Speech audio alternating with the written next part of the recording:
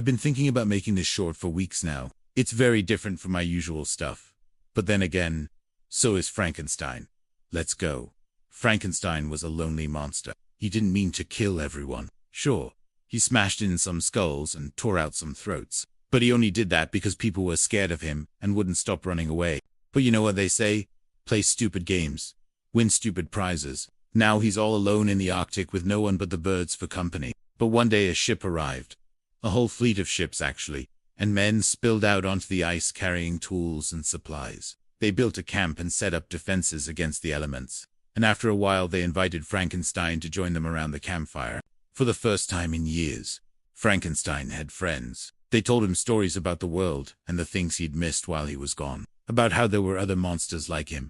Creatures made by science rather than born the old-fashioned way. Some of them even had names and places in society. Frankenstein wanted to see it for himself. The next morning, the leader of the expedition came over and asked if Frankenstein would help pull one of the ships out of the ice. It was getting late in the season, and they had to get back to the city before the ice froze solid. In exchange, they'd give him supplies so he could build a boat and sail around the world. Maybe even find a nice island where he could live out the rest of his days in peace. Frankenstein agreed and spent the whole day helping them free the ship. But when it was done, they wouldn't give him any supplies. Instead, they locked him up, chained him to a post, and beat him for sport.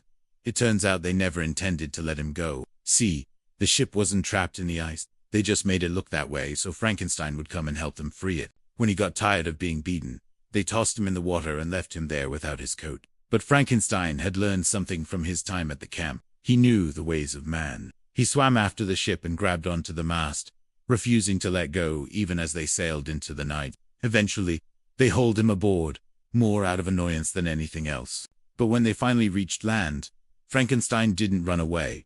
He stayed right there on the deck and introduced himself. The captain stopped him mid-sentence and pointed a gun at his face.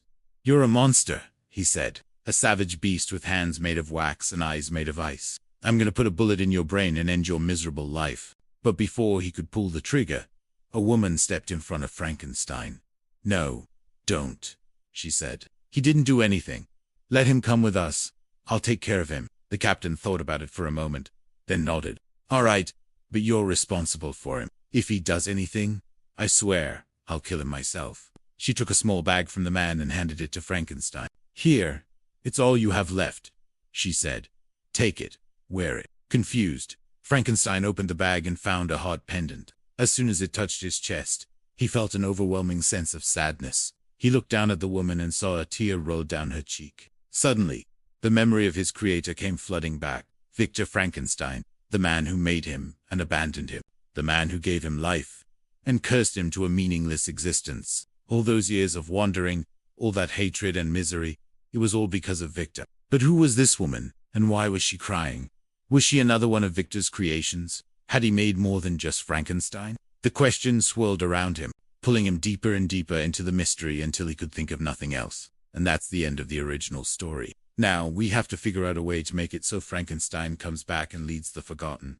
Maybe the woman who helped Frankenstein could tell the story of his creation and inspire others to rise up and follow him. That would be kinda cool. Or maybe Frankenstein could become some kind of superhero, using his strength and intelligence to help others like him. Yeah, that could work. Wait a second.